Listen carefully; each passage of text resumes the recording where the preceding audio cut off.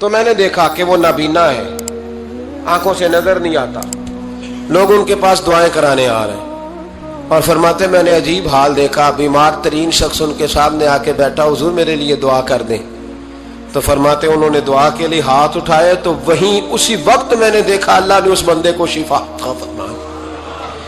میں نے دیکھا مقروض دعا کرا رہے ہیں، بیمار، بے اولاد، جو بھی دعا ان سے کراتا اللہ اس کی حاجت کو پورا فرما دیتا۔ حضرت عبداللہ بن صاحب کہتے ہیں میں شام تک بیٹھا رہا، ہر نماز کے بعد رش ہوتا، میں دیکھتا رہا۔ فرماتے ہیں شام ہو گئی، لوگ دعائیں کرا کے چلے گئے۔ جب مغرب کا وقت ہوا تو نابینا تھے، پھر بھی مجھ سے کہنے لگے عبداللہ ساری دنیا نے دعائیں کرائی ہیں، تو نے نہیں کرانی؟ تو صبح سے بیٹھا ہے بس دیکھے ہی جا رہا ہے، تو نے نہیں کوئی دعا کرانی؟ تو کہتے ہیں میں نے کہا حضور میں نے دعا نہیں کرانی، ایک سوال پوچھنا ہے۔ تو فرمانے لگے پوچھو۔ تو میں نے کہا حضور سارا زمانہ جو دعا کراتا ہے اور اللہ آپ کی قبول کرتا ہے، تو ایک دعا آپ اپنے لیے بھی کر لیں، اللہ آپ کو آنکھیں عطا فرما دے۔ مالک جو قبول کر رہا ہے تو ایک کر لیں اپنے لیے بھی۔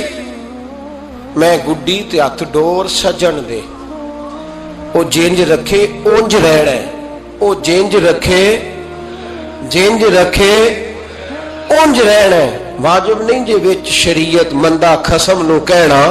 کہنے لگے ایک دعا اپنے لیے بھی کر لیں۔ کہتے ہیں جب میں نے یہ کہا تو بن وقاص رو پڑے، اتنا روئے کہ ان کی ہچکی بند گئی۔ کہنے لگے نا، جب تک رب نے چاہا اس نے مجھے آنکھیں دی، اور اب اس نے بہتر سمجھا کہ میری آنکھیں نہ رہیں، تو اس نے جو بہتر سمجھا میرے لیے کر دیا۔ میرا مالک میرے حال سے آگاہ ہے، اور میرے مالک کی حکمت ہے، اس نے مجھے جس حال میں رکھا ہے، اور فرمایا اگر اس نے مجھے اس حال میں رکھا ہے تو میں بھی اس حال پہ بڑا ہی راضی ہوں۔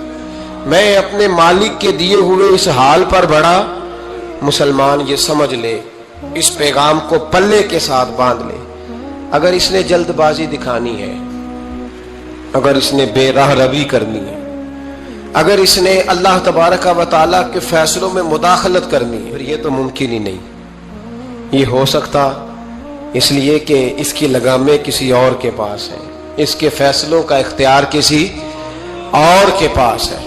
بنی اسرائیل میں ایک شخص تھا، امام غزالی رحمۃ اللہ علیہ فرماتے ہیں اس کا دل چاہا کہ پتہ تو کروں جنت میں میرا پڑوسی کون ہوگا۔ تو اس کو خواب میں بتایا گیا کہ فلاں بن فلاں تیرا جنت میں پڑوسی ہے۔ اب یہ بڑا عابد تھا، زاہد تھا، عبادت گزار تھا، پرہیزگار تھا، بڑا نیک تھا، بڑا پرہیزگار۔ یہ سفر کر کے اس کے پاس گیا، اس کو جا کے کہنے لگا میں تیرا مہمان نہ بن جاؤں، 2-3 دن کا بن جاؤ۔ کہتے میں 3 دن اس کے ساتھ رہا، میں اس سے زیادہ نوافل پڑھتا تھا، زیادہ صدقات و خیرات کرتا تھا، زیادہ عبادات کرتا تھا، وہ تو میرے مقابلے میں کچھ بھی نہیں۔ 3 دن کے بعد میں آنے لگا تو میں نے اس کو کہا یار میں ایک مقصد کے لیے آیا تھا تیرے پاس۔ اس نے کہا بتائیے۔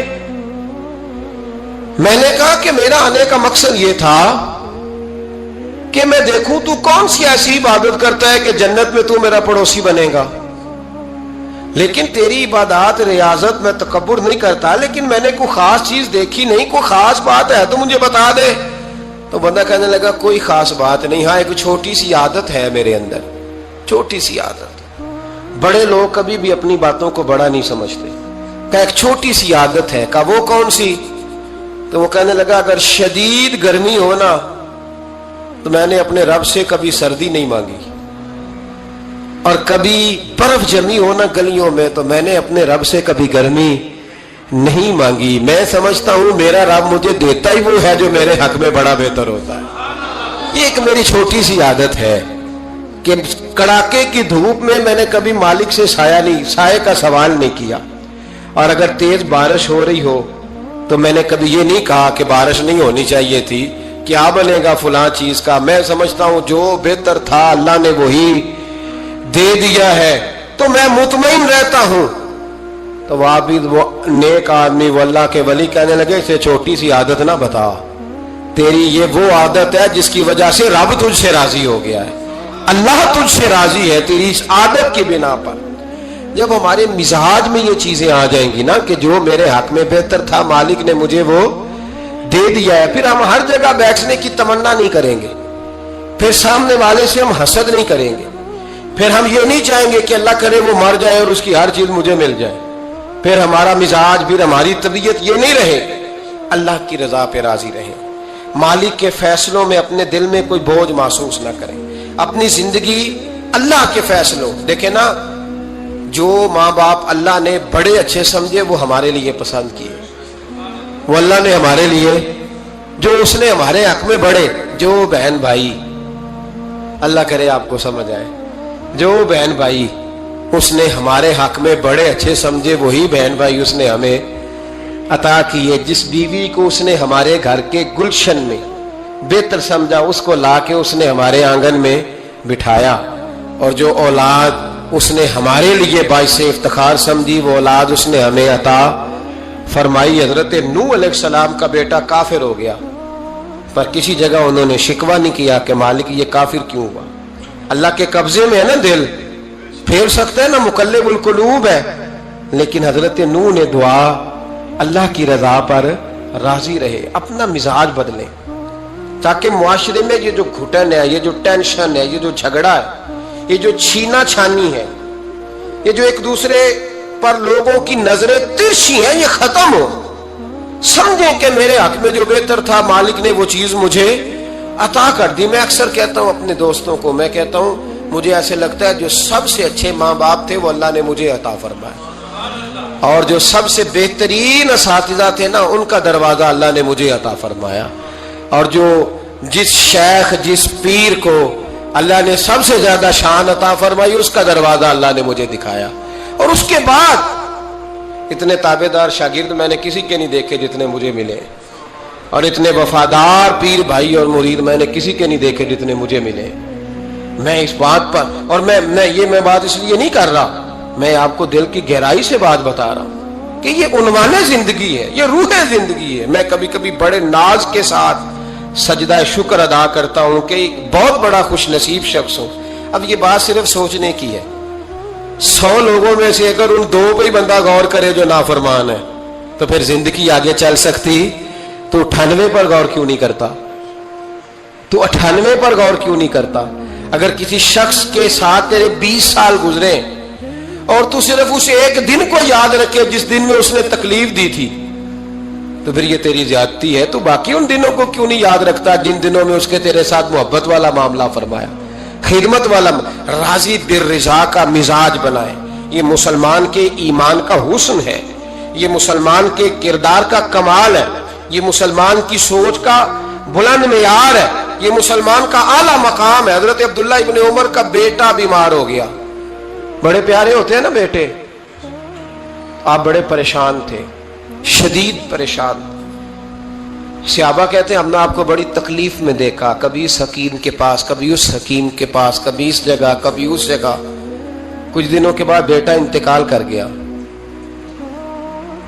لیکن کہتے ہیں جب ہم تعزیت کے لیے گئے تو ہم نے ان کے چہرے پر بہت ساری سکون کو، بہت ساری راحت کو دیکھا. بیٹا انتقال کر گیا. جب وہ بیمار تھا تو پریشان تھے، اب جب انتقال کر گیا تو سکون میں. تو کہتے ہیں ہم نے ان سے سوال کیا کہ حضور اس وقت آپ پریشان تھے، انتقال کے بعد تو لوگ زیادہ پریشان ہوتے ہیں، اب آپ سکون میں ہیں. تو آپ فرمانے لگے جب تک میری ڈیوٹی تھی میں پریشان تھا، خدمت کر رہا تھا، نوکری کر رہا تھا. اب میں اسے اس کے پاس چھوڑ آیا ہوں جو مجھ سے بہت زیادہ اس کا خیال رکھنے والا ہے، جو مجھ سے کئی ہزار گنا بڑھ کے اس پر توجہ کرنے والا. اب مجھے پریشانی، اب میرا قریب مجھ سے کہیں بڑھ کر اس کا خیال رکھے گا، اسے سکون دے گا، اسے راحت دے گا، اور میں اپنے رب کے فیصلے پر بڑا راضی ہوں. انس بن مالک رضی اللہ تعالیٰ عنہ کہتے ہیں 10 سال حضور کی بارگاہ میں رہا، 10 سال، اور 10 سال میں نے حضور کے گھر میں نوکری کی. کہتے ہیں نبی پاک نے کبھی مجھے اف تک نہیں کہا. ہمارا اپنا بچہ جو ہوتا ہے نا بیٹا، اور 10 دنوں میں شاید سینکڑوں دفعہ سن لے یہ کیا کیا ہے، وہ کیا. کہتے 10 سال حضور نے مجھے، کہتے میں نے ایک دن بڑا نقصان کر دیا، کوئی بڑی چیز مجھ سے ٹوٹ گئی، بڑا نقصان ہو گیا. تو فرماتے ہیں کہ نبی پاک صلی اللہ علیہ وسلم کی ایک زوجہ محترمہ مجھ پر جلال کرنے لگی اور ان کا جلال بالکل بجا تھا، ان کا غصہ بالکل ٹھیک تھا، اس لیے کہ میں نے واقعی بڑا نقصان کیا تھا۔ کہتے ہیں وہ جب جلال کرنے لگی نا تو محبوب تشریف لائے۔ کیا ہوا؟ کہ یا رسول اللہ یہ دیکھیں اس نے کتنی بڑی چیز توڑ دی۔ تو کہتے ہیں میرا خیال تھا کہ یہاں سے بھی مجھے ڈانٹ پڑنی ہے اور پڑنی چاہیے بھی، اس لیے کہ میں نے آج بڑا نقصان کیا ہے۔ لیکن کہتے ہیں محبوب میرے قریب آئے اور میرے کندھے پہ ہاتھ رکھا۔ زوجہ جلال میں تھی تو محبوب نے کیا خوبصورت جملہ کہا، ساری سوچ ہی بدل دی۔ فرمانے لگے اس کو نہ ڈانٹ، اس چیز کا ٹوٹنا میرے رب کی رضا تھی تو چیز ٹوٹ گئی ہے، یہ میرے رب کی رضا تھی تو یہ چیز اب یہ غریب ہے اس کا دل نہ توڑ، وہ ٹوٹ گیا، وہ جو ہونا تھا سو ہو گیا، اب چھوڑ، یہ میرے اللہ کی اس چیز کا اتنی دیر رہنا ہی ہمارے حق میں بہتر تھا، تو ٹوٹ گئی تو ختم۔ کہتے بڑا جلال تھا محبوب کی زوجہ کو، لیکن انہوں نے جب بات سنی تو پھر مصطفیٰ کریم کا گھرانہ، پھر حضور کی ازواج پاک مومنوں کی مائیں، کہتے ہیں اسی وقت وہ بیٹھیں اور انہوں نے میری طرف بڑی شفقت کی نظروں سے دیکھا اور ان کے غصے کو میں نے پیار میں بدلتے دیکھا۔ بھائی یاد رکھو اللہ کی رضا، پھر اس وقت 2-4 لاکھ کے لیے لوگوں کو ہارٹ اٹیک نہیں ہوتا، پھر 20-25 ہزار کے لیے بلڈ پریشر اپ ڈاؤن نہیں ہوتا جب بندہ اللہ کی رضا پہ راضی رہنے لگتا ہے، پھر چھوٹی چھوٹی باتیں اس کے لیے سہانے روح نہیں بنتی، پھر ذرا ذرا سی بات اسے تکلیف نہیں دیتی، جب وہ اللہ تعالیٰ کی رضا پر راضی ہونے کا عادی ہو جاتا ہے تو پھر یہ چیزیں اس کے لیے باعث آزمائش۔ نبی پاک صلی اللہ تعالیٰ علیہ وسلم کی خدمت میں حضرت زبیر بن عوام رضی اللہ تعالیٰ عنہ اور ایک انصاری صحابی آئے، انصاری صحابی، ان کا آپس میں جھگڑا تھا۔ جھگڑا کیا تھا؟ ایک چشمے سے پانی آتا تھا، پہاڑ سے پانی نیچے گرتا تھا، ایک چشمہ تھا پہاڑ سے، تو اس چشمے سے لوگ اپنے کھیتوں کو پانی دیتے تھے۔ یہ بخاری کی حدیث ہے۔ پہلے باغ تھا حضرت زبیر بن عوام کا۔ حضرت زبیر بن عوام رضی اللہ تعالیٰ عنہ نبی پاک صلی اللہ علیہ وسلم کی پھپھی کے بیٹے اور عشرہ مبشرہ صحابی ہیں۔ ان کے کھیت پہلے آتے تھے اور اس انصاری کا باغ بعد میں آتا تھا۔ جھگڑا یہ تھا کہ حضرت زبیر بن عوام کہتے تھے پانی کھیت کو پہلے میں نے دینا ہے، اور وہ انصاری صحابی کہتے تھے کہ پانی پہلے میں نے دینا ہے۔ بات حضور کی بارگاہ تک چلی گئی۔ یہ مسئلہ دنیاوی تھا، دینی۔ ہمارے ہاں لوگ کہتے ہیں کہ دینی مسئلہ مولوی صاحب بتائیں گے، دنیاوی چودھری صاحب بتائیں گے، وہ دین سے علیحدہ ہے۔ نبی پاک صلی اللہ علیہ وسلم کی بارگاہ میں جب یہ بات گئی نا تو حضور نے فرمایا بھائی پہلے کھیت چونکہ زبیر کا ہے، ہوتا ہے نا ہمارے ہاں پانی کی باریاں ہوتی ہیں، تو جس آدمی کا کھیت پہلے ہے وہ پانی پہلے پلا لے اپنے کھیتوں کو، دوسرا بعد میں پانی لگا لے۔ تو نبی پاک علیہ السلام نے فرمایا چونکہ زبیر کا کھیت پہلے ہے تو زبیر پہلے پانی لگا لے کھیت کو، اور انصاری کا باغ چونکہ بعد میں آتا ہے، اس کے کھیت بعد میں آتے ہیں تو وہ پانی بعد میں لگا لے۔ اب وہ انصاری پر یہ بات بوجھ گزری تو بے سمجھی میں، بے دھیانی میں، جوش جذبات میں بڑا سخت جملہ کہہ گئے۔ کہنے لگے یا رسول اللہ صلی اللہ علیہ وسلم، زبیر دراصل آپ کی پھوپھی کے بیٹے ہیں نا، تو میں تو پھوپھی کا بیٹا نہیں، اس لیے آپ نے فوراً فیصلہ ان کے حق میں دیا ہے۔ محبوب تو ابھی کوئی جواب دیتے ہی اللہ کے قرآن نے بولنا شروع کر دیا، اور قرآن پاک کی آیت آئی، فرمایا فلا وربک لا یؤمنون حتی یحکموک فیما شجر بینہم۔ رب کریم نے فرمایا محبوب مجھے تیرے رب کی قسم، یہ اتنی دیر تک مومن ہو ہی نہیں سکتے جب تک اپنے ہر معاملے میں تیرا فیصلہ قبول نہ کر لیں، جب تک ہر معاملے میں تیرا فیصلہ قبول نہ کریں اتنی دیر تک مومن ہو سکتے۔ اب اگلے لفظوں پہ غور کرنا ہے، فیصلہ بھی قبول کرے، اور اگلی بات کیا ہے؟ ارشاد فرمایا ثم لا یجدوا فی انفسہم حرجا مما قضیت، اور محبوب پھر جو تو فیصلہ کرے اس فیصلے میں یہ اپنے دل میں کوئی رکاوٹ بھی محسوس نہ کرے، اپنے دل میں کوئی رکاوٹ بھی، کان آنکھیں دل کھول کے سنے کیا کہہ رہا ہوں، نبی پاک کے کسی فیصلے پر اپنے دل میں کوئی رکاوٹ محسوس وَيُسَلِّمُ تَسْلِيمًا، دل سے حضور کے فیصلے مانے، نبی پاک کے فیصلے دل سے کوئی طبیعت میں رکاوٹ نہیں آنی چاہیے، ذرا برابر بھی کوئی رکاوٹ نہ آئے دل میں کہ حضور کا فیصلہ ایک طرف ہے اور میری بات ایک طرف، فوراً نبی پاک کا فیصلہ مانے، دل سے مانے، راضی بالرضا رہے۔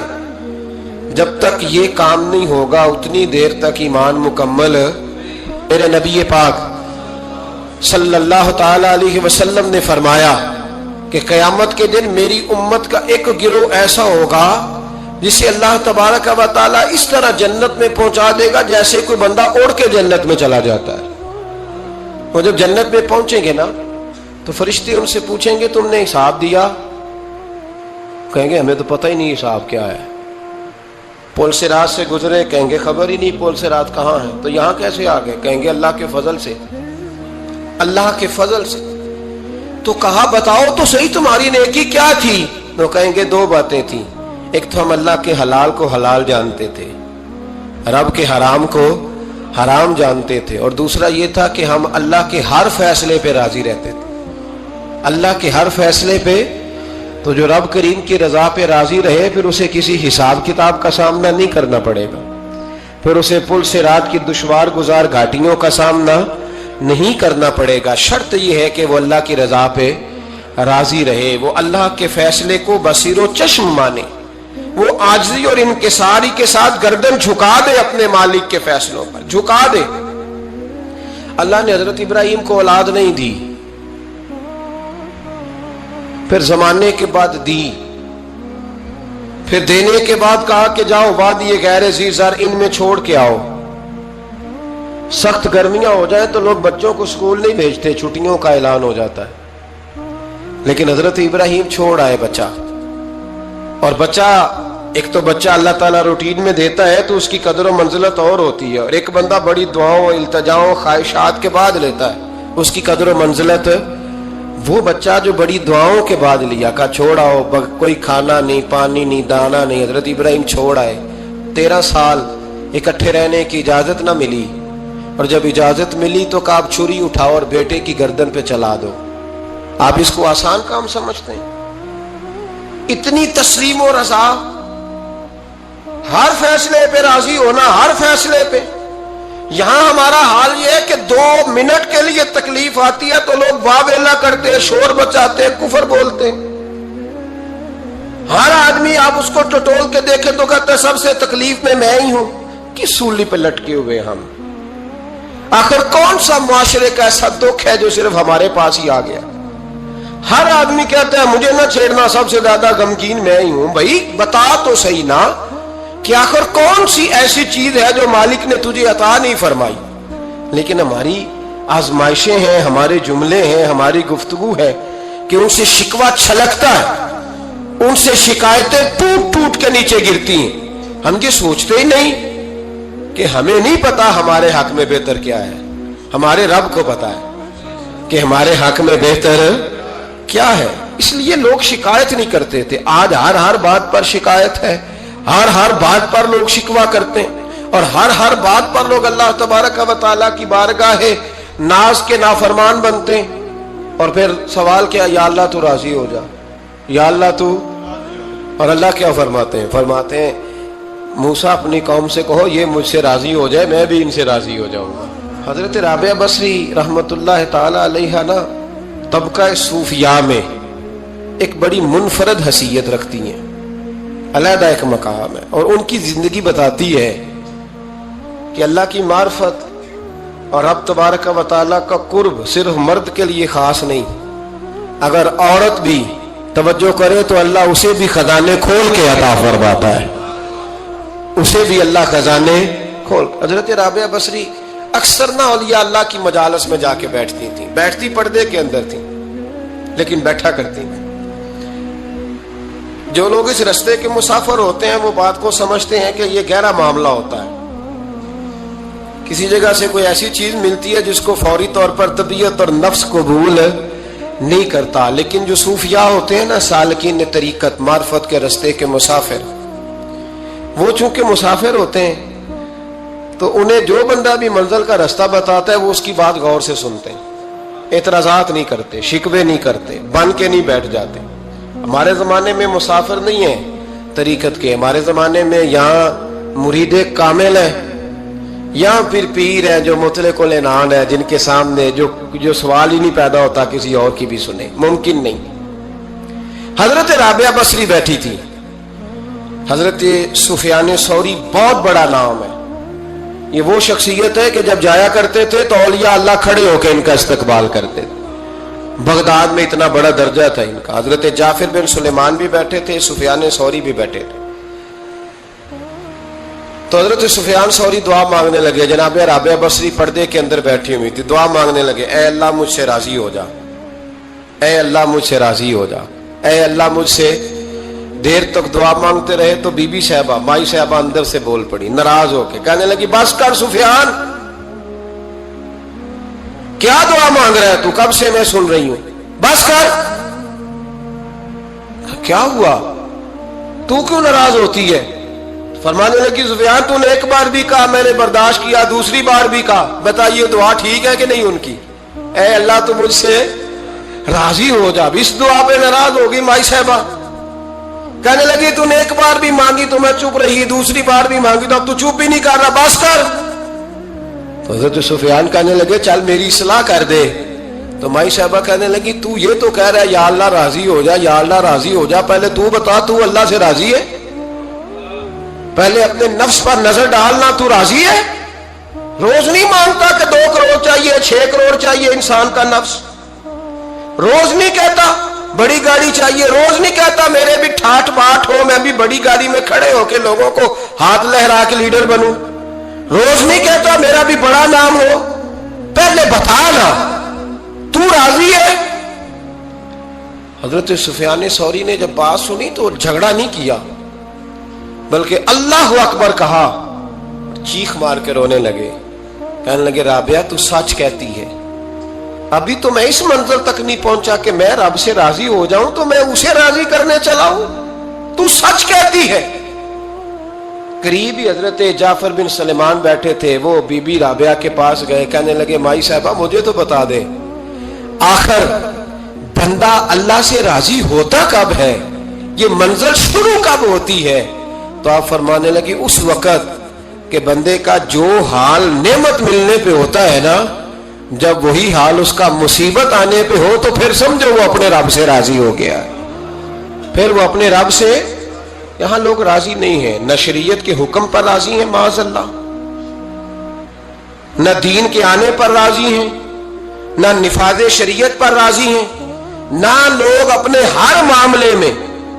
देखे ना कभी कभी तकलीफ होती है, कई दफा लोग बात पूछने आते हैं तो दिल करता है इन्हें डांट छिड़क देंगे। तलाक का मसला पूछने के लिए लोग आलिम के पास आ जाएंगे, तलाक का मसला पूछने। सवाल यह है कि तूने शादी के से पहले किसी आलिम से राब्ता किया था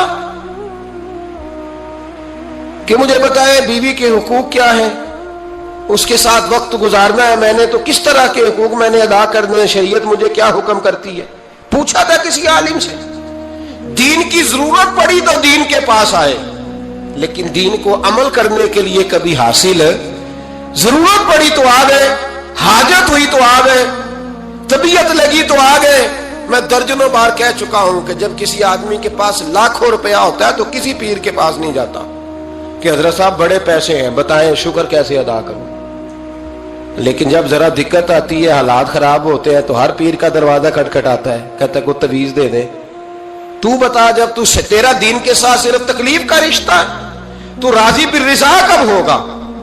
कब तू राजी होगा अपने रब के मामलात में? कब तू राजी होगा? कई दफा तबीयत में तकलीफ होती है, वो हजरत साहब हालात बड़े खराब हुए, पहले आपने तवीज दिया था तो सही हो गया, फिर खराब है मैं दोबारा आ गया। तो दिल करता है उनसे कहने से कि यार हमारे साथ तुम्हारा रिश्ता खराब हालातों का ही है, कभी सही हालातों में भी आओ ना, बड़े खुश हालात में भी आओ कि अब हालात बड़े अच्छे हैं, हम हाजिर हैं, कोई हुक्म करें। खुदारा राजी बिर रिजा रहना सीख। मैंने कई दफा हदीस सुनाई है कि एक सहाबी को नबी पाक सल्लल्लाहु अलैहि वसल्लम ने, सरकार ने फरमाया कि जब इसका इंतकाल हो जाए तो मुझे बताना। सहाबी भी नौजवान थे, 14-15 साल उम्र थी। उन्होंने पता अपने वालिद साहब को क्या कहा, फरमाया मेरा इंतकाल हो जाए तो हुजूर को खबर नहीं करनी। اس لیے کہ میں رات کو انتقال کروں گا. ایسا نہ ہو کہ نبی پاک آئیں اور یہودیوں کے محلے سے گزر کے آئیں اور کوئی یہودی حضور کو تکلیف دے. میں اپنے جنازہ حضور پڑھائے تو بخشش ڈائریکٹ ہے کہ نہیں, فوراً جنت ہے کہ نہیں. لیکن انہوں نے کہا میں نہیں چاہتا کہ میں اپنے نفع کے لیے محبوب کو تکلیف دوں. تو محبت کا انداز تو کوئی اور ہوتا ہے. جس سے محبت ہوتی ہے اس کے تو بندہ آرام کا, سکون کا کہتا ہے جی میرا بڑا پیار ہے, ٹھاؤ میں آیا جو ہونا اس ویلے, میں ان دوبارہ آمادا. یہ کیسی بات ہوگی؟ تو یہ محبت نہیں ہے, یہ لالچ ہے. بہرحال جو بات عرض کرنے جا رہا ہوں میں مضمون پر رہتا ہوں, مضمون کو سمجھیے گا. سید صاحب کہتے ہیں وہ بندہ جب جانے لگا تو میں نے اس کو کہا, میں نے کہا یار تو سویرے پوچھ لیتا, کیا حرج تھا, صبح پوچھ لیتا. حضرت صاحب بوڑھے آدمی, آدھی رات کو تکلیف دی, ابھی 2 گھنٹے میں سحری ہونے والی تھی. تو کہتے ہیں وہ چلا گیا تو سید صاحب نے مجھے بلایا, کہنے لگے محمود مسئلہ میں نے بتایا, تمہیں کیا تکلیف ہے؟ اور پھر فرمانے لگے میرا دین میرا مشن ہے, میرا دین میرا مشن ہے. شکر کرو کسی نے بات پوچھی تو ہے نا. اور اگر کوئی میرے دین کے معاملے میں کوئی بات کرنے آتا ہے تو میں اس سے اکتاتا نہیں ہوں. تو جب انسان راضی بالرضا رہنے لگتا ہے نا, پھر وہ ہر روز نماز پڑھ کے تکلیف نہیں اسے ہوتی. پھر روز درود شریف پڑھ کے وہ یہ نہیں کہتا کہ چلو 2-4 چھٹیاں بھی کر لو. پھر روزانہ تلاوت کر کے اسے کہیں دقت محسوس نہیں ہوتی, چونکہ اب وہ چاہتا ہے کہ جس حال میں میرا رب رسول مجھے رکھیں گے, جو حکم دیں گے, میں نے اس سے کوئی تنگی محسوس نہیں کرنی, میں نے اس کے مطابق چلنا. اور قرآن مجید نے ایک نیا انداز اختیار کیا سورہ مائدہ کے اندر. اس کی آیت نمبر 119 ہے. اللہ کریم نے فرمایا رضی اللہ عنہم ورضوا عنہ, صحابہ کی بات ہو رہی ہے. فرمایا وہ اللہ سے راضی ہے اور اللہ ان سے راضی ہے. حضرت سیدنا موسیٰ علیہ السلام نے عرض کی کوہ طور پہ جا کے, مولا میری قوم پوچھتی ہے کہ کوئی ایسا کام بتا جو ہم کریں تو تو ہم سے راضی ہو جائے. حضرت موسیٰ کی قوم کا خیال تھا کہ تہجد کا حکم آئے گا تو پڑھیں گے, صدقات کا حکم آئے گا تو دیں گے, جہاد کی بات ہوگی تو کریں گے. کچھ جو نیک لوگ تھے ان میں سے انہوں نے یہ پیغام دیا کہ مالک ہمیں بتائے کہ وہ کس کام پہ راضی ہوتا ہے, ہم وہ کام کریں تاکہ اللہ ہم سے راضی ہو جائے. حضرت موسیٰ کلیم کہتے ہیں میں نے عرض کی مولا میری قوم پوچھتی ہے کہ کون سا ایسا کام کریں کہ تو راضی ہو جائے. تو رب کریم نے ارشاد فرمایا موسیٰ, کہتے ہیں میرا خیال تھا کوئی لسٹ ملے گی, لیکن مالک نے ایک جملہ کہا, ایک جملہ, اور تفسیروں کے دریا بہا دیے. عرش کے مالک نے فرمایا موسیٰ ان سے کہو جا کے کہ وہ مجھ سے راضی ہو جائے, میں ان سے راضی ہو جاؤں گا, مجھ سے راضی ہو جائے. بندے اللہ سے راضی ہی نہیں راضی ہوتے. امام غزالی سے کسی نے پوچھا تھا, امام غزالی سے, کہ حضور اللہ کا بندے سے راضی ہونا کمال ہے یا بندے کا اللہ سے راضی ہونا کمال ہے؟ تو امام غزالی مسکرائے, فرمانے لگے رب تو بڑا ہی مہربان ہے, وہ تو بڑی جلدی راضی ہو جاتا ہے. وہ تو مسجد میں آ کے توبہ کرے تو اللہ راضی, کسی یتیم کے سر پہ ہاتھ پھیرو تو اللہ راضی, وہ تو کسی اندھے کو رستہ دکھایا تو اللہ راضی ہو گیا, وہ تو طوائف نے کتے کو پانی پلایا تو اللہ. امام صاحب فرمانے لگے یہ بندہ ہے جو اللہ سے راضی نہیں ہوتا. جس کے پاس اولاد نہیں وہ کہتا ہے چلو ایک بیٹی مل جائے تو میں راضی ہوں, بیٹی مل گئی تو کہتا اب ایک بیٹا بھی ملے تو پھر راضی ہوں, پھر کہتا ہے یہ دونوں اچھی تعلیم حاصل کر لے تو پھر میں راضی ہوں, پھر کہتا ہے یہ بہت زیادہ پیسے کمائے تو پھر میں راضی ہوں. بہرحال راضی ہوتا, لیکن جو راضی ہو جاتا ہے نا, اللہ اکبر, جو اللہ سے راضی سکھی بڑا رہتا ہے, سکون میں بڑا رہتا ہے, مطمئن بڑا رہتا ہے. جو سمجھ لیتا ہے نا کہ جو میرے رب نے بہتر سمجھا وہ میرے اللہ نے مجھے. میں کبھی کبھی سوچتا ہوں کہ یار حضرت بلال حبشی نے کوئی عہدہ نہیں مانگا ساری زندگی, انہوں نے نہیں کہا مجھے بھی ایک صوبے کا گورنر بناؤ میری بھی خدمات ہیں, مجھے بھی وزیر خزانہ بناؤ میرا بھی کچھ بنتا ہے. ایک دفعہ نہیں کہا سیدنا بلال حبشی رضی اللہ تعالیٰ عنہ نے کہ میری بھی کوئی ڈیوٹی ایسی ہونی چاہیے کہ مجھے چلو سپہ سالار ہی بنا دیا جائے. ساری زندگی مسجد میں جھاڑو دیا تو اسی پہ راضی رہے, ساری زندگی محبوب کے مہمانوں کا لنگر پکایا تو اسی پہ راضی رہے, ساری زندگی میرے محبوب علیہ السلام کے بچوں کی نوکری کی تو اسی پہ راضی رہے, راضی بالرضا رہے. حدیث پاک سنیے, नबी पाक अलैहिस्सलाम ने एक दिन सहाबा से पूछा कि तुम क्या समझते हो, अपने दिल को जब पूछते हो, दिल पे तवज्जो करते हो तो क्या जानते हो?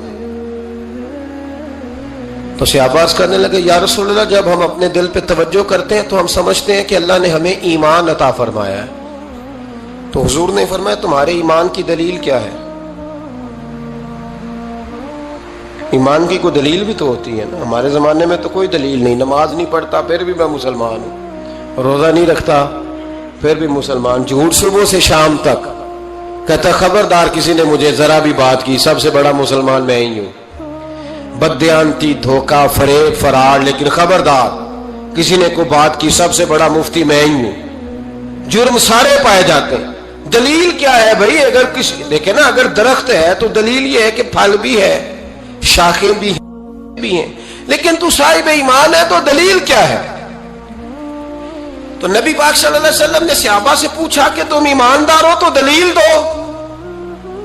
तो बड़े खूबसूरत थे मेरे महबूब के तैयार करदा लोग, अर्ज करने लगे, या रसूल अल्लाह, ईमान की दलील ये है कि अगर अल्लाह हमें नेमत देता है तो हम शुक्र अदा करते हैं, अगर कभी मुसीबत आती है तो हम सब्र करते हैं, और या रसूल अल्लाह, हम अपने रब के हर फैसले पर राजी होते हैं, हम अपने अल्लाह के हर फैसले पर। अब हुजूर ने रिजल्ट का ऐलान किया तो मेरे महबूब फरमाने लगे, फिर सुनो, मैं गवाही देता हूं, वाकई अल्लाह ने तुम्हें दौलत ईमान अता फरमाई हुई, फिर वाकई अल्लाह ने तुम्हें दौलत है। अगर तुम अपने रब पर राजी हो, अगर तुम राजी हो उस काम पर जिस पे अल्लाह ने तुम्हें रखा हुआ है, अगर तुम्हें किसी को देखकर तकलीफ नहीं होती, अगर तुम ना हसद में जलते हो, ना बुग़्ज़ में, ना कीने में, ना तकब्बुर में, ना एहसास कमतरी का शिकार होते हो, अगर तुम राजी रहते हो कि मेरे मालिक ने बेहतरीन जिंदगी मुझे दी, फिर इसका मतलब यह है कि तुम हम साहिबे ईमान हो। हमारे जमाने में लोगों की वो तकलीफें, सब्र नहीं है, सुकून नहीं है, बेचैनी सी है, बेकरारी सी है, मुआशरे में एक अजीब सी हलचल है। हर आदमी समझता है कि वो सामने वाला जो शख्स है ना, वो बड़ा सुखी है और मैं बड़ी तकलीफ में हूं। मैं रात अपने पीर भाइयों को समझा रहा था, मैं कह रहा था, याद रखना, जिस आदमी का ओहदा बड़ा होता है ना, उसका जख्म भी बड़ा गहरा होता है, उसका जख्म भी बड़ा। हाँ, वो किसी शायर ने, शेर उर्दू का है और थोड़ा वकी था शायर भी, तो बात भी उसकी थोड़ी वकी है। चलें, आप सियाने लोग हैं, आपकी समझ में आ ही जाएगी। उसने कहा था कि हुजूम गम में भी तौहीन ने ज़ब्त गम न हुई, हुजूम गम में भी तौहीन ने ज़ब्त गम न हुई, हम इस एहतियात से रोए कि आंख नम न हुई। लोगों को नहीं पता चला कि हम रो रहे हैं, हमने वावेला करके दुनिया, हम इस एहतियात से रोए कि हमारी आंख नम न हुई। हमने वावेला करके नहीं बताया कि बड़ी दिक्कत में, हमने अपने आप को महफूज रखा, जब्त में रखा, हौसले में रखा, अल्लाह की रजा पे राजी रहे, अपने आप को अपने मालिक रदी अल्लाह अन्हुम व रदू अन्ह ज़ालिकल फौजुल अज़ीम। अल्लाह फरमाते हैं, मैं उनसे राजी हूँ, वो मुझसे राजी हैं, और ये बहुत बड़ी कामयाबी। अपनी जिंदगी में अल्लाह के फैसलों पर राजी होना सीखें, राजी होना सीखें। रब करीम के फैसलों पर राजी होने की आदत बनेगी तो ईमान मजबूत होगा, तवक्कुल मजबूत होगा, अल्लाह तबारक व तआला की ज़ात पर भरोसा मजबूत होगा, हुजूर की गुलामी में पुख्तगी आएगी, शब रोज सुकून के साथ गुजरेंगे, जिंदगी इत्मीनान वाली हो जाएगी। बहुत सारे लोग ऐसे होंगे जो आपको रश्क की नजर से देखेंगे। शर्त यह है कि ये इरादा कर लें, ये जहन बना लें कि जो मेरे हक में बेहतर था मेरे रब ने मुझे अता फरमा दिया, और जो अल्लाह ने मुझे नहीं ना दिया वो मेरे हक में बेहतर नहीं था। इस इरादे को जब आप पुख्ता करेंगे फिर ईमान आपको बड़ी लज्जत देगा। अल्लाह तबारक व तआला के जो नेक बंदे हैं, जो अंबिया हैं, सिद्दीकीन हैं, शुहदा हैं, सालिहीन हैं, फिर इस उम्मत में नबी पाक सल्लल्लाहु अलैहि वसल्लम के सहाबाए किराम, अहले बैत अतहार, ताबीन, मुहद्दिसीन, मुफस्सिरीन, रब ताला के ये सारे बंदे वो हैं जिन्होंने अल्लाह के दीन की बड़ी खिदमत की। अपनी जितनी सलाहियतें अल्लाह ने उन्हें दी थी वो सारी दीन के लिए उन्होंने खर्च की। उन लोगों ने अपने औकात सारे दीन को दे दिए, مالی وسائل جتنے ان کے پاس موجود تھے وہ سارے انہوں نے دین کو دیے. تبلیغ دین، اشاعت دین، ترویج دین، تشریحات دین، کتاب و سنت کے ابلاغ کے لیے جو وہ کر سکتے تھے انہوں نے سر دھڑ کی بازی لگا کے وہ کام کیا. آج جو دین ہم تک پہنچا ہے تو یہ اس دین میں وہ جو مخلص لوگ تھے جنہوں نے صحیح معنوں میں جد و جہد کی تھی، یہ ان کی برکت ہے کہ دین کی تعلیمات اللہ کے فضل سے ہمارے پاس موجود ہیں. اللہ تبارک و تعالیٰ نہ اپنے بندوں سے بڑی محبت فرماتا ہے، اور رب کریم تو ساری مخلوق سے ہی بڑا پیار کرتا ہے. لیکن اگر کوئی بندہ نیک بھی ہو، صالح بھی ہو، پرہیزگار بھی ہو، پھر تو وہ اللہ کا محبوب بن جاتا ہے. اور رب کریم کی یہ بھی منشا ہے، اللہ تعالیٰ کی یہ بھی رضا ہے کہ جس سے اللہ محبت کرتا ہے نا اس سے لوگ بھی محبت کریں. قرآن مجید میں اللہ کریم نے فرمایا ان الذین آمنوا وعملوا الصالحات سیجعل لهم الرحمن ودا. بے شک جو لوگ ایمان لانے کے بعد نیک اعمال کریں، رحمان لوگوں کے دلوں میں ان کی محبت پیدا فرما دے گا.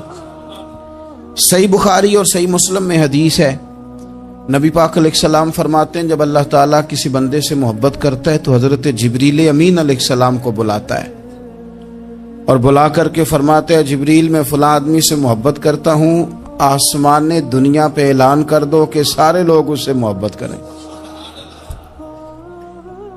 اور پھر فرماتے ہیں کہ اے جبریل امین علیہ السلام آپ دنیا میں لوگوں کے دلوں میں یہ بات ڈال دیں کہ اللہ فلاں آدمی سے پیار کرتا ہے لہذا سارے اس سے محبت کرو.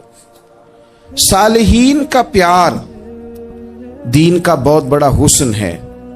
بخاری میں، مسلم میں، کتب احادیث میں ایک پورا باب ہے کہ کسی سے محبت کرو تو اللہ کی رضا کے لیے اور کسی سے بغض رکھو تو اللہ کی رضا. پورا باب ہے، ایک دو حدیث نہیں. اب ہوتا یہ ہے کہ ہمارے زمانے میں کچھ لوگ تو بیچارے ویسے ہی بڑے بعض چیزوں سے آوازان ہیں، ان کی طبیعتیں ویسے ہی بڑی تلخ ہیں، بڑی ترش ہیں، وہ ویسے ہی ذرا دنیا سے ہٹ کے چلنا چاہتے ہیں، ان کا مزاج ہے. وہ کیا کرتے ہیں کہ وہ بدگمانیاں پیدا کرنا، سوسائٹی کے اندر بری سوچوں کا فروغ دینا اپنے لیے وہ ضروری سمجھتے ہیں اور اپنی ذمہ داری سمجھتے ہیں. میں اکثر یہ مثال دیا کرتا ہوں کہ محبت بھی اگر ہم پیدا کرنا چاہیں تو پیدا ہو سکتی ہے، اور کسی کی عداوت پیدا کرنا چاہیں تو وہ کام بھی ہو جاتا ہے. بہو جانا چاہ رہی تھی میکے، اس نے اپنے شوہر سے یا اپنی ساس سے کہا کہ مجھے گھر جانا ہے. تب ایک پہلو تو یہ ہے کہ وہ شام کو بیٹا گھر آیا تو اماں کہتی ہے کہ پتر دیکھ، بیٹا نہیں چاہ رہا تھا کہ وہ جائے. تو اماں اس کو اس کی ذہن سازی کرتی ہے، کہتی بیٹا دیکھ تو ہر وقت اپنی ماں کے پاس رہتا ہے، باپ کے پاس رہتا ہے، بہن بھائیوں کے پاس رہتا ہے، تو بیچاری اگر 6 ماہ کے بعد 3 ماہ کے بعد تقاضا کرتی ہے تو اس کا بھی تو دل کرتا ہے نا اپنے ماں باپ سے ملنے. اب بچہ نرم ہوتا ہے، وہ شوق سے گاڑی نکالتا ہے، شوق سے چھوڑنے جاتا ہے، اس کے دل میں محبت فروغ پکڑ گئی. ایک پہلو یہ ہے کہ اس نے مطالبہ کیا بہو نے کہ مجھے جانا ہے میکے، تو ساس صاحبہ نے شام کو اپنے بیٹے سے کہا کہ کوئی طریقہ تو نہیں نا روز جانے کا، اور جب یہ وہاں سے ہو کے آتی ہے تو اس کا لہجہ ٹھیک نہیں رہتا، پھر یہ اس کو غلط مشورے ملتے ہیں، تو پہلے تو وہ صاحب ویسے لڑائی شروع کر دیں گے کہ جانا ہی نہیں، اور جب بات بڑی بڑھے گی تو وہ جائیں گے تو ساتھ یہ کہیں گے کہ جاؤں گا ضرور پر دروازے پہ چھوڑ کے آ جاؤں گا، میں نے اندر کیوں کہ یہ بھی کسی نے پیچھے سے اس کو بھرا ہے. آپ کسی بندے کے بارے میں بھی، کسی کے بارے میں بھی، ہمارے تمام جگہوں پہ اسی طرح ہی ہوتا ہے، دوستوں کی محفل ہو، تنظیمیں ہوں، ہمارے دفاتر ہوں، سب جگہ کچھ لوگ باقاعدہ کام کرتے ہیں نفرتیں بھرنے کا. او فلانا تم نے دیکھا کیا کر رہا تھا، ذہن بناتے ہیں، بندہ اس سے الرجی کھانے لگتا ہے، نفرت کرتا ہے. کچھ ذہن بناتے ہیں یار کتنا بھلا آدمی ہے، دیکھو کتنے وقت پہ آتا ہے بیچارہ، گھر میں اس کے کوئی اور ہے بھی نہیں، پھر بھی چھٹی نہیں کرتا، وقت پہ آتا ہے۔ تو یہ ذہن سازی نفرتوں کے بھی لوگ کرتے ہیں، محبتوں کی بھی۔ ایک مثال اور دے دوں چھوٹی سی، ایک مکھی وہ ہے کہ آپ کا پورا وجود موجود ہے، پر وہ وہاں بیٹھے گی جہاں پیپ ہے جسم میں، باقی کسی جگہ نہیں بیٹھ۔ اس کا مزاج ہے غلاظت والی جگہ پہ بیٹھ، مزاج ہے، اس نے ڈھونڈ گئی کسی غلط بات پہ، ساتھ ہی غلط طبیعت ہے اس کی، مانتے نہیں بہت سے لوگ، پر غیبت کے قائل ہوتے ہیں۔ ذہن میں فطور ہوتا ہے، بیٹھنا ہی غلط جگہ پہ، حالانکہ باقی سارا جسم موجود ہے، پیپ والی جگہ پہ، ریشے والی جگہ پہ، زخم والی جگہ پہ بیٹھنا ہے، اور وہاں سے اٹھ کے جب کہیں اور بیٹھنا ہے تو وہاں بیماری پھیلانی۔ ایک مکھی وہ بھی ہے جو ڈھونڈتی ہے سارا زمانہ، پر بیٹھتی پھول پہ ہے، اور جب وہ پھول پر بیٹھ کر اپنے گھونسلے میں جا کے بیٹھتی ہے تو پتہ ہے وہاں کیا پیدا ہوتا ہے؟ شہد پیدا ہوتا ہے، اور شہد وہ ہے جو شفا دیتا ہے۔ آج کچھ لوگوں نے پراپوگیٹ کر دی چیزیں، ولی کیا ہوتے ہیں، درویش کیا ہوتے ہیں، صوفی کیا ہوتے ہیں، قرآن پاک پڑھو، نماز پڑھو، عبادت کرو، ختم ہو گئی بات۔ او خدا کے بندو سمجھو، یہ ولی تھے جن کو صحابہ کہا جاتا ہے، ولی ہی تھے جن کو اہل بیت کہا جاتا ہے۔ قرآن پاک کے دفاع کے لیے، احادیث کی حرمت کے لیے، دین کی تبلیغ کے لیے جو میدانوں میں نکلا کرتے تھے انہیں ولی کہا جاتا تھا۔ ولی کا معنی اللہ کا دوست، ان سے پیار کرنا، ان کے لیے اپنے دل میں جذبات رکھنا۔ بخاری مسلم میں حدیث ہے، نبی پاک علیہ السلام نے فرمایا جو دو لوگ رب کی رضا کے لیے آپس میں پیار کریں، جو اللہ کی رضا کے لیے آپس میں پیار کریں، اللہ ان دونوں سے محبت فرماتا ہے۔ آپ غور کریں، اللہ کے نیک بندوں کا پیار۔ سال داتا گنج بخش علی حجویری رحمت اللہ علیہ نے کشف المعجوب شریف میں لکھا ہے، خواجہ حسن بصری کا قول۔ خواجہ حسن بصری تابعی ہیں، حضرت مولا علی شیر خدا کرم اللہ تعالی وجہہ الکریم کے شاگرد ہیں، فیض یاب ہونے والے ہیں صحابہ سے، بڑی باریک بات کرتے ہیں۔ فرماتے ہیں برے لوگوں کی صحبت میں نہ بیٹھنا، برے لوگوں کی باتیں نہ سننا۔ اگر تم برے لوگوں کی صحبت میں بیٹھو گے، برے لوگوں کی باتیں سنو گے، تو وہ تمہیں اچھے لوگوں سے بدگمان کر دیں گے۔ تمہاری فکر میں، تمہارے ذہن میں وہ اچھے لوگوں کے خلاف چیزیں بھر دیں گے۔ برے لوگوں کی صحبت اچھے لوگوں سے بندے کو دور کر دیتی ہے۔ تو بھائی اچھے لوگوں کی صحبت میں آئیں گے آپ تو اچھے لوگوں کے بارے میں آپ کی ذہن سازی ہوگی۔ اللہ کے نیک بندوں سے پیار کریں، ان کے ساتھ محبت کریں، ان کے لیے اپنے دل کے اندر اچھے جذبات، یہ ہمارے پاس ہیں داتا علی حجویری، ان کے مزار شریف پہ حاضری دیں۔ دیکھیں غلط کام جہاں ہوتا ہو، غلط کام کو روکا جاتا ہے، اصل چیز کو بدل نہیں دیا جاتا۔ داتا صاحب محسن ہیں اس امت کے، اور ڈاکٹر اقبال نے کہا سید حجویر مخدوم امم۔ داتا صاحب تو وہ ہیں کہ امت ساری کے مخدوم ہے، ساری امت کو ان کی خدمت کرنی چاہیے۔ داتا صاحب رحمت اللہ تعالی علیہ کی کشف المعجوب آپ پڑھے تو سطر سطر روشنی، جگہ جگہ آپ کے لیے خیر، تعلیمات۔ داتا صاحب نے دین کا کام کیا، ڈیوٹی کی۔ عرس شریف پہ تو میں بھی نہیں جا پاتا، رش بڑا ہوتا ہے، خرافات بھی بعض جگہ پہ بڑی ہوتی ہیں، بعض ایسے کام ہوتے ہیں جو قطعاً نہیں ہونے چاہیے اور ان کی ہر فورم پہ مذمت ہونی چاہیے، پر ہمیں داتا صاحب کی حاضری تو نہیں نہ چھوڑنی چاہیے۔ ہمیں تو کوشش چلیں عرس سے پہلے یا عرس کے بعد، میری اپیل ہے ضرور جائیے گا، اور جا کے نا تو ضروری نہیں کہ آپ کوئی خاص دل کے اندر بات ہی لے کے جائیں۔ آپ داتا صاحب جا کر صرف اتنا کہیں کہ حضور آپ نے جو دین کی خدمت کی ہے، ہم تو اس خدمت پر آپ کو سلامی دینے آئے ہیں، ہم تو صرف سلام کرنے ہیں کہ آپ نے کمال نوکری کی دین کی۔ اپنے بزرگوں کے ساتھ اپنی عقیدت، اپنی ارادت، اپنی محبت، اپنا پیار مضبوط کریں، ان کے لیے اپنے دلوں کے اندر خیر کے جذبات ہمیشہ رکھیں۔ صحابہ کرام کے لیے، اہل بیت اطہار کے لیے، امام بخاری کے لیے، امام مسلم کے لیے، صوفیاء کے لیے، حضرت غوث پاک جیلانی کے لیے، خواجہ معین الدین اجمیری کے لیے، حضرت بہاؤالحق نقش بند بخاری کے لیے، حضرت سیدنا داتا علی حجویری کے لیے، حضرت پیر سید مہر علی شاہ کے لیے، امام احمد رضا بریلوی کے لیے علیہم الرحمہ اچھے جذبات ہوں، اچھا ذہن ہو، اچھا گمان ہو، آپ کی طبیعت چاہے کہ آپ ان لوگوں کی تعلیمات پڑھیں، جو طرز حیات انہوں نے اختیار کیا اس طرز حیات پر ہم بھی عمل کریں، ہم بھی اپنی زندگی اسی طرح سنت اور شریعت کے مطابق گزاریں جو ان لوگوں کا نہج اور ان لوگوں کا طریقہ تھا۔ الترغیب و ترہیب میں نا ایک روایت موجود ہے، ایک تابعی بزرگ ہیں حضرت ابو ادریس خولانی رضی اللہ تعالی، وہ کہتے ہیں میں دمشق کی جامع مسجد میں داخل ہوا تو میں نے دیکھا کہ ایک نوجوان بالکل کالی داڑھی لیکن بڑے خوبصورت چمکتے ہوئے دانت ان کے، لوگ ارد گرد کافی سارے بیٹھے تھے، مختلف مسائل پہ بات کر رہے تھے۔ جب لوگ الجھ جاتے نا اور کسی مسئلے میں ان سے کام آگے نہ بڑھ پاتا تو وہ پھر اس نوجوان کی طرف رجوع کرتے اور وہ جوان دو چار باتوں میں فوراً مسئلہ حل کر دیتے۔ کہتے میں نے ایک شخص سے پوچھا یہ کون ہے اتنی نورانی شخصیت؟ تو کہتے ہیں مجھ سے کہنے لگے آپ نہیں جانتے، یہ تو صحابی رسول حضرت معاذ ابن جبل رضی اللہ تعالی، یہ تو نبی پاک صلی اللہ علیہ وسلم کے صحابی حضرت معاذ بن جبل ہیں۔ کہتے ہیں میری طبیعت نہ لگ گئی ان کے ساتھ، میرا ان کے ساتھ دل کا لگاؤ ہو گیا، محبت ہو گئی، شوق ہو گیا۔ ہم نے چونکہ اولیاء کو، صوفیاء کو، صحابہ کو، اہل بیت کو اس طرح لوگوں کے سامنے پیش نہیں کیا، اس لیے ہمارے بچوں نے آئیڈیل بنایا ہے نئے دور کے فیشن کو۔ ہماری آنے والی قوم کسی امیر ترین شخص کو آئیڈیل بناتی ہے، پھر وہ سارے غلط ملت رستے اختیار کر کے وہاں تک جانا چاہتی ہے، وہاں جو آدمی کھڑا ہے وہ کسی بھی صورت میں اپنے آپ کو فیمس کر کے دنیا کے سامنے لانا چاہتی ہے، چاہے انہیں کسی طرح کا بھی کوئی روپ دھارنا پڑے۔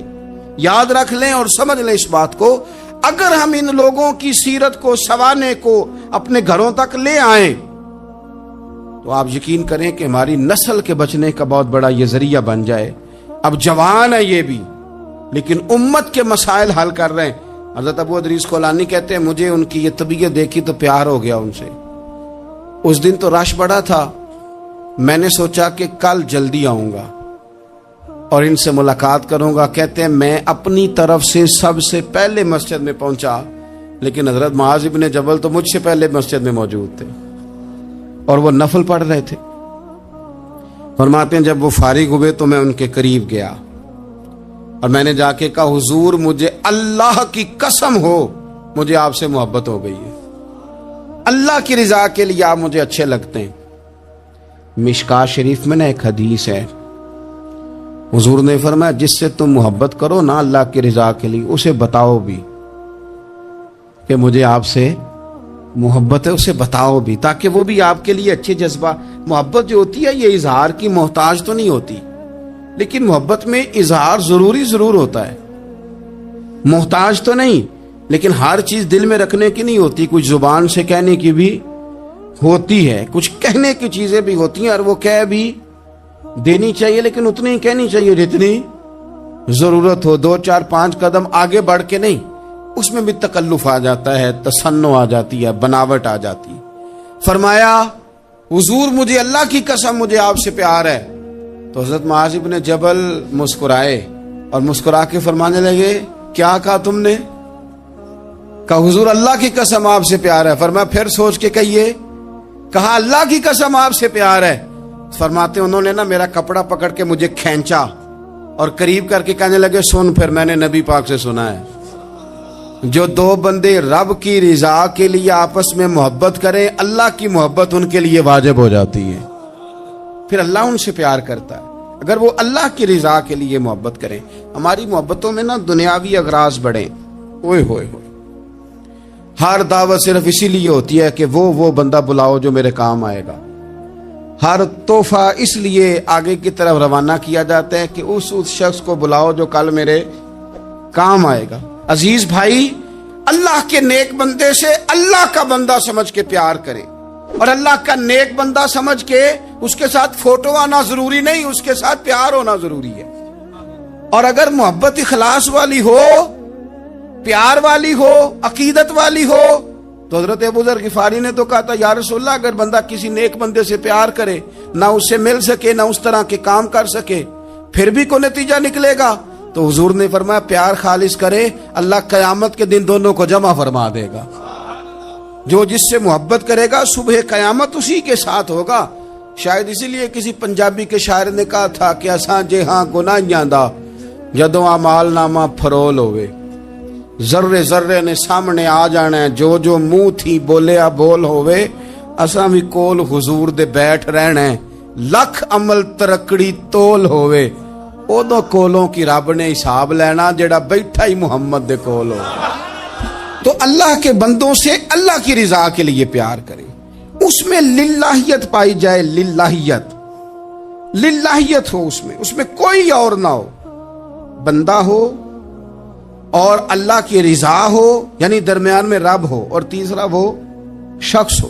رضا الہی جب مقصود ہو پھر شکوے بھی پیدا نہیں ہوتے، پھر شکایتیں بھی پیدا نہیں ہوتی، پھر اپنی مرضی کے بندہ جملے بھی نہیں بیان کرتا، پھر کسی جگہ کوئی تکلف بھی اس میں نہیں پایا جاتا۔ تو خالصتا لوجہ اللہ تعالی آپ اللہ کے بندوں سے محبت کریں اور خاص ان کے لیے جذبات پیدا کریں۔ آپ کی طبیعت میں خاص جذبہ ہو، خاص شوق ہو، کسی پراپوگیٹ کرنے والے کے کسی پراپوگنڈے کا شکار نہ ہو، آپ کی طبیعت ہو، طبی میلان ہو، ذوق ہو۔ حضرت حرم بن حیان تابعی ہیں، فرماتے ہیں جب میں نے یہ حدیث سنی نا کہ نبی پاک علیہ السلام نے فرمایا ہے کہ حضرت اویس کرنی ان کی دعا کی برکت سے اللہ میری امت کے لوگوں کی بخشش کرے گا، اور جب میں نے یہ سنا کہ حضرت مولا علی جیسے لوگ، حضرت عمر فاروق جیسے لوگوں کو جبہ دے کے بھیجا گیا ہے، اور حضور نے بھیج کے کہا ہے کہ اویس سے کہنا میری امت کے لیے دعا کرے، تو فرماتے ہیں میرے سینے میں لو لگ گئی کہ میں حضرت اویس کرنی سے ملوں، میری طبیعت لگ گئی، میرا شوق آ گیا کہ میں خواجہ اویس کرنی رضی اللہ تعالیٰ عنہ سے ملوں۔ میں نکل پڑا، اللہ کے بندے کے لیے نکلا۔